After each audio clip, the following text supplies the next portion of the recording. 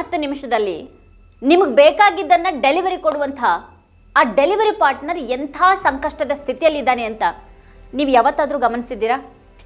ಕೆಲವು ರೂಪಾಯಿಗಳಿಗಾಗಿ ಆತ ಅಥವಾ ಆಕೆಯ ಮೇಲೆ ಆಗ್ತಾ ಇರುವಂಥ ಶೋಷಣೆಯ ಅರಿವಾದರೂ ನಿಮಗಿದೆಯಾ?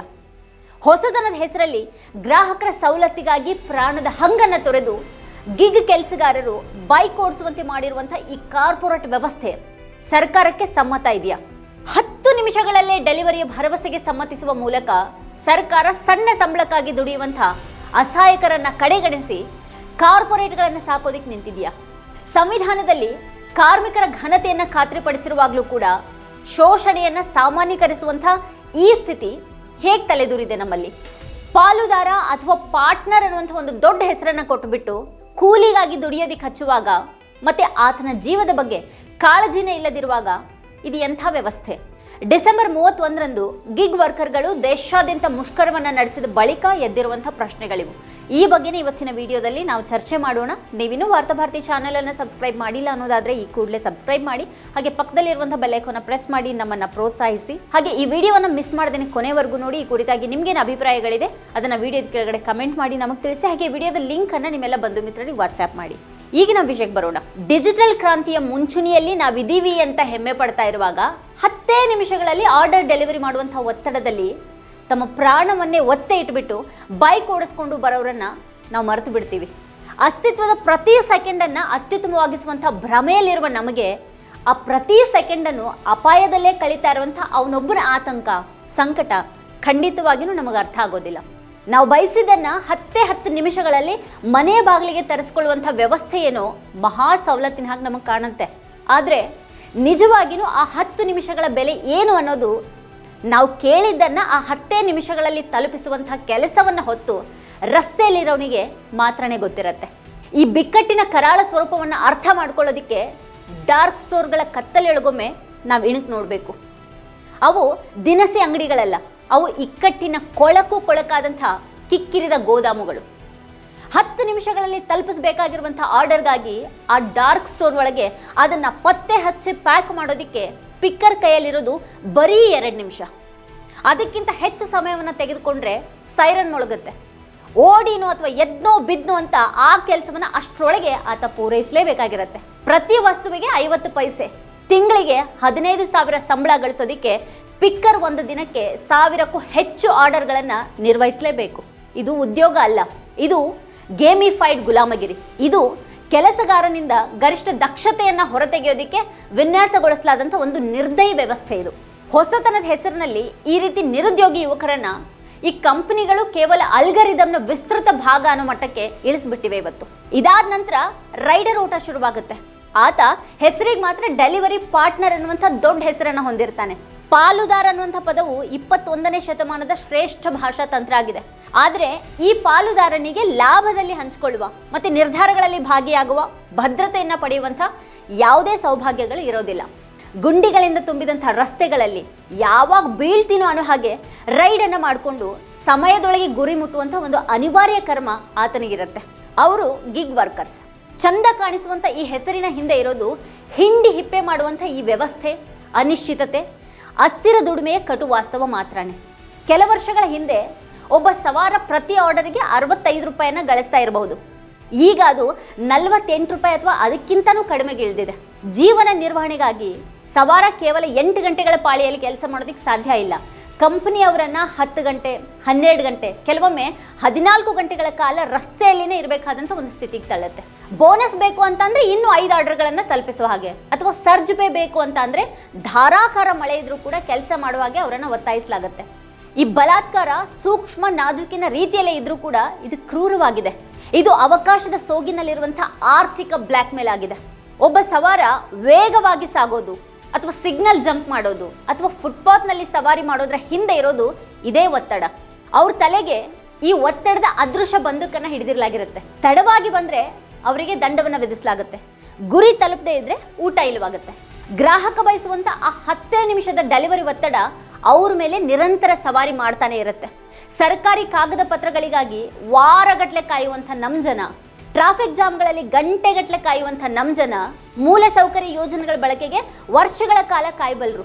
ತಾವು ಆರ್ಡರ್ ಮಾಡಿದಂಥ ಬಿಸ್ಕೆತ್ತಿನ ಪ್ಯಾಕೆಟ್ ಅಥವಾ ಆ ಟೂತ್ ಬ್ರಷ್ ವಿಷಯಕ್ಕೆ ಕಾಯಲ್ಲ ಇವರು. ಒಂದು ಕಾಲದಲ್ಲಿ ಜೀವನದ ಸಾಮಾನ್ಯ ಭಾಗವಾಗಿದ್ದಂಥ ಈ ಕಾಯುವಿಕೆಯನ್ನ ಈಗ ಅದಕ್ಷತೆ ಅಂತ ನೋಡಲಾಗುತ್ತೆ. ಈ ಕಾಯಲಾರದಂಥ ಒಂದು ಮನಸ್ಥಿತಿಯನ್ನೇ ಬಳಸ್ಕೊಳ್ಳುವಂಥ ಈ ಕಾರ್ಪೊರೇಟ್ ವ್ಯವಸ್ಥೆ ಕೋಟಿ ಕೋಟಿ ಹಣ ಗಳಿಸ್ತಾ ಇದೆ. ಕಾಯಲಾರದಂಥ ಜನರನ್ನ ಅದು ಶೋಷಿಸ್ತಾ ಇದೆ. ಧಣಿಗಳು ಅನ್ನುವಂಥ ಒಂದು ಭ್ರಮೆಯನ್ನ ಜನರ ತಲೆಗೆ ತುಂಬಿ ಅವರಿಂದನೇ ಸರಿಯಾಗಿ ಕಿತ್ಕೊಳ್ಳುವಂಥ ಒಂದು ಚಾಣಾಕ್ಷ ವ್ಯವಸ್ಥೆ ಇದಾಗಿದೆ. ಆದರೆ ವಾಸ್ತವದಲ್ಲಿ ಇಲ್ಲಿ ಜನರು ಯಜಮಾನರಾಗದೇನೆ ಕಂಪನಿಗಳ ಪ್ರಚೋದನೆಗಳಿಗೆ ಗುಲಾಮರಾಗ್ತಾ ಹೋಗ್ತಾರೆ. ಆ ಮೊಬೈಲ್ ಆ್ಯಪ್ ಕೇವಲ ಆಸೆಯನ್ನು ಪೂರೈಸೋದಿಲ್ಲ, ಅದು ಹೊಸ ಹೊಸ ಆಸೆಗಳನ್ನು ಹುಟ್ಟಾಕತ್ತೆ. 30 ರೂಪಾಯಿ ಬೆಲೆ ಒಂದು ಪ್ಯಾಕೆಟ್ ಹಾಲು ಬೇಕಾಗಿದ್ದವನಿಗೆ ಫ್ರೀ ಡೆಲಿವರಿಗಾಗಿ 200 ರೂಪಾಯಿ ಮೌಲ್ಯದ ವಸ್ತುಗಳನ್ನು ಸೇರಿಸೋದಕ್ಕೆ ಹೇಳಲಾಗತ್ತೆ. ಆಗ ನಮಗೆ ಅಗತ್ಯ ಇಲ್ಲದೇ ಇದ್ರೂ ಕೂಡ ಜನರು ಚಿಪ್ಸು, ಐಸ್ ಕ್ರೀಮು ಮತ್ತು ಇನ್ನೂ ಏನೇನೋ ಖರೀದಿ ಮಾಡ್ತಾರೆ. ಈ ರೀತಿ ಮೆದುಳನ್ನೇ ಹ್ಯಾಕ್ ಮಾಡುವಂಥ ಆಟ ನಡೆಯುತ್ತೆ. ಹಾಗೆ ಇನ್ನೊಂದು ಕಡೆಗೆ ಅದನ್ನು ತಲುಪಿಸುವಂಥ ರೈಡರ್ ಅನುಭವಿಸುವಂಥ ಪಾಡು ಒಂದೆರಡಲ್ಲ. ರಸ್ತೆಯಲ್ಲಿ ಅಪಾಯಕಾರಿ ರೀತಿಯಲ್ಲಿ ರೈಡ್ ಮಾಡಿಕೊಂಡು ವೇಗವಾಗಿ ಬಂದವನನ್ನು ದೊಡ್ಡ ಅಪಾರ್ಟ್ಮೆಂಟ್ಗಳ ಭದ್ರತಾ ಸಿಬ್ಬಂದಿ ತಡೆದು ನಿಲ್ಲಿಸ್ತಾರೆ. ಗೇಟ್ನಲ್ಲಿ ಪಾರ್ಸಲನ್ನು ಬಿಡೋದಕ್ಕೆ ಅಥವಾ ಹಿಂದಿನ ದ್ವಾರವನ್ನು ಬಳಸೋದಕ್ಕೆ ಹೇಳಲಾಗುತ್ತೆ. ಹಾಗೆಯೇ ಈ ಡೆಲಿವರಿ ಬಾಯ್ಗಳನ್ನು ಹೆಚ್ಚಾಗಿ ಮುಖ್ಯ ಲಿಫ್ಟ್ಗಳನ್ನು ಬಳಸದಂತೆ ನಿರ್ಬಂಧಿಸಲಾಗುತ್ತೆ. ಅವನಿಗೆ ಮೆಟ್ಟಿಲುಗಳನ್ನು ಬಳಸೋದಕ್ಕೆ ಅಥವಾ ಸರ್ವಿಸ್ ಲಿಫ್ಟ್ಗಾಗಿ ಕಾಯೋದಕ್ಕೆ ಹೇಳಲಾಗುತ್ತೆ. ಇದು ವರ್ಗೀಕರಣದ ಕೊಳಕನ್ನು ತೋರಿಸುವಂಥ ಬೂಟಾಟಿಕೆ. ಈ ಯುವಕರು ಹೆಚ್ಚಾಗಿ ವಿದ್ಯಾವಂತರು, ನಿರುದ್ಯೋಗಿ ಯುವಕರಾಗಿರ್ತಾರೆ. ಅವರು ಡಿಪ್ಲೊಮಾ ಪಡೆದವರು, ಪದವೀಧರರು, ರೈತರ ಮಕ್ಕಳು, ಈ ರೀತಿ ಯಾರು ಬೇಕಾದರೂ ಆಗಿರಬಹುದು. ಆದರೆ ಬದುಕಿನ ಅನಿವಾರ್ಯತೆ ಅವರನ್ನು ಇಲ್ಲಿಗೆ ತಳ್ಳಿದೆ.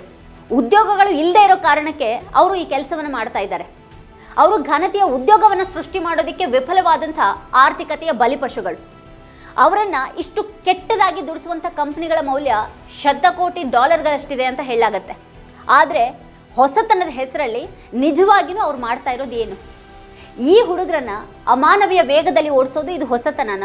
ಒಂದೇ ಒಂದು ಟೂತ್ ಬ್ರಷನ್ನು ತಲುಪಿಸೋದಕ್ಕೆ ಈಗಾಗಲೇ ಕಿಕ್ಕಿರಿದಿರುವಂಥ ಈ ರಸ್ತೆಗಳಲ್ಲಿ ಸಾವಿರಾರು ಮೋಟಾರ್ ಬೈಕ್ಗಳನ್ನು ಹಾಕೋದು ಹೊಸತನನ? ಇದು ನಿಜವಾದ ಹೊಸತನ ಅನ್ನೋದಾದರೆ ಅದು ಸಮಸ್ಯೆಗೊಂದು ನಿಜವಾದ ಪರಿಹಾರ ಆಗಬೇಕು. ಆದರೆ 10 ನಿಮಿಷಗಳ ಡೆಲಿವರಿ ಯಾವ ಸಮಸ್ಯೆಯನ್ನು ಪರಿಹರಿಸುತ್ತೆ?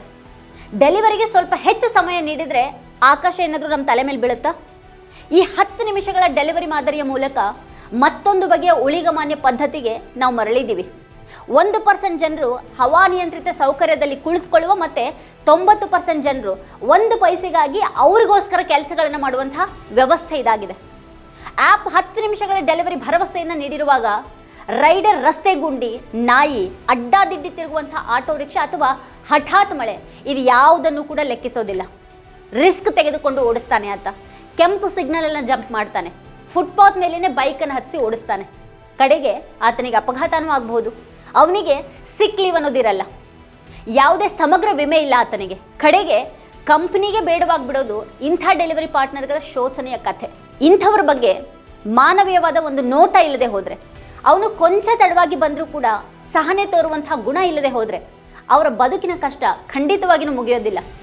ಇನ್ನೊಂದು ದಿಕ್ಕಿನಲ್ಲಿ ಗಿಗ್ ಕಾರ್ಮಿಕರಿಗೆ ಕನಿಷ್ಠ ವೇತನ, ಸಾಮಾಜಿಕ ಭದ್ರತೆ ಮತ್ತು ಸುರಕ್ಷಿತ ಕೆಲಸದ ಪರಿಸ್ಥಿತಿಗಳನ್ನು ಖಾತ್ರಿಪಡಿಸುವಂಥ ಕಾನೂನನ್ನು ನಾವು ಬೆಂಬಲಿಸಬೇಕಾಗಿದೆ. 10 ನಿಮಿಷದಲ್ಲಿ ಡೆಲಿವರಿ ಕೊಡದೇ ಇದ್ದರೆ ಏನಾಗ್ಬಿಡುತ್ತೆ? ಯಾಕೆ 10 ನಿಮಿಷದಲ್ಲಿ ಡೆಲಿವರಿ ಕೊಡಬೇಕು? ಅದೇನು ತಕ್ಷಣವೇ ಬೇಕಾಗಿರುವಂಥ ಜೀವ ಉಳಿಸುವಂಥ ಔಷಧಿನ? ಒಂದು ಪ್ಯಾಕ್ ಬಿಸ್ಕೆಟು ಅಥವಾ ಒಂದು ಟೂತ್ ಬ್ರಷು, ಒಂದು ಚಾರ್ಜರ್ 10 ನಿಮಿಷದ ಬದಲು 20 ನಿಮಿಷದಲ್ಲಿ ತಲುಪಿದ್ರೆ ಏನು ಸಮಸ್ಯೆ ಆಗಿಬಿಡುತ್ತೆ? ಈ ಬಗ್ಗೆ ಒಂದು ಸಮಗ್ರ ಚರ್ಚೆ ಆಗಬೇಕಾಗಿದೆ. ಚೀನಾದಂತಹ ದೇಶಗಳು ತಂತ್ರಜ್ಞಾನದಲ್ಲಿ ಅತ್ಯಂತ ವೇಗವಾಗಿ ಬೆಳೀತಾ ಇರುವಾಗ ನಾವು ಇಲ್ಲಿ ಜನರನ್ನು ಶೋಷಿಸಿ 10 ನಿಮಿಷದ ಡೆಲಿವರಿಯನ್ನು ಕೊಟ್ಟು ನಾವು ಬಹಳ ಮುಂದುವರೆದಿದ್ದೀವಿ ಅಂತ ತೋರಿಸೋದು ಏನು ದೊಡ್ಡ ಸಾಧನೆ ಇದು? ಈ ಶೋಷಣೆಗೆ ಸರ್ಕಾರ ಕಣ್ಣು ಮುಚ್ಕೊಂಡು ಕೂರೋದಕ್ಕೆ ಸಾಧ್ಯ ಇಲ್ಲ. ಸರ್ಕಾರ ಈ ಬಗ್ಗೆ ಗಮನ ಹರಿಸಿ ಈ ಶೋಷಣೆಯ ವ್ಯವಸ್ಥೆಯನ್ನು ಮೊದಲು ನಿಲ್ಲಿಸಬೇಕಾಗಿದೆ. ಇದಕ್ಕೆ ಸೂಕ್ತ ಮಾರ್ಪಾಡುಗಳನ್ನು ಮಾಡಿ ದುಡಿಯುವಂಥ ಜನರ ಹಕ್ಕುಗಳನ್ನು ಕಾಪಾಡಬೇಕಾಗಿದೆ.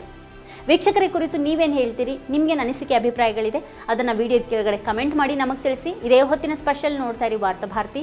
ನೀವಿನ್ನೂ ವಾರ್ತಾಭಾರತಿ ಯೂಟ್ಯೂಬ್ ಚಾನಲನ್ನು ಸಬ್ಸ್ಕ್ರೈಬ್ ಮಾಡಿಲ್ಲ ಅನ್ನೋದಾದರೆ ಈ ಕೂಡಲೇ ಸಬ್ಸ್ಕ್ರೈಬ್ ಮಾಡಿ, ಹಾಗೆ ಪಕ್ಕದಲ್ಲೇ ಇರುವಂಥ ಬೆಲ್ ಐಕಾನ್ನ ಪ್ರೆಸ್ ಮಾಡಿ ನಮ್ಮನ್ನು ಪ್ರೋತ್ಸಾಹಿಸಿ.